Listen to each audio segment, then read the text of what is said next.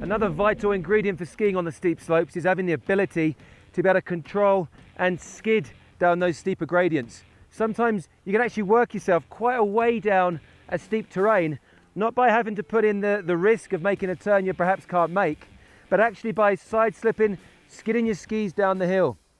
Don't think of it as a negative like you would do where you're not carving correctly and you're skidding out the side of the turn. Think of it as the idea of controlling the speed that you skid at, moderating it, having the ability to actually stop in the process of it, so halfway down, and also directing which line you want to go. You may be wanting to skid slightly to the left, slightly backwards to the right as I'm looking down, or actually straight down exactly, but it's a skill in itself.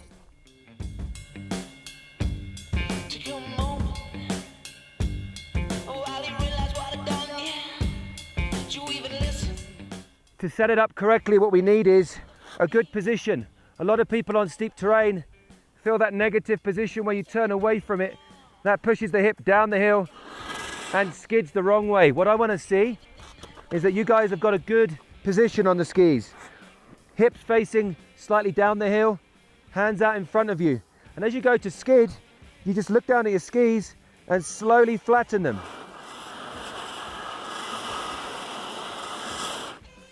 And if you want to stop, you tilt them back on the edge again, and you've got that complete control.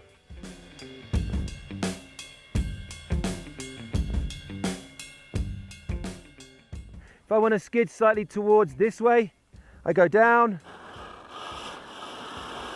Before I set off, I think about pushing the tails of the skis slightly backwards and down. It's the same if I want to come towards you. I push the tips of the skis slightly down the hill.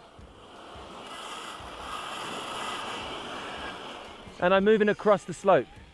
So that gives you complete control about how you skid. So I can travel faster and slow it down.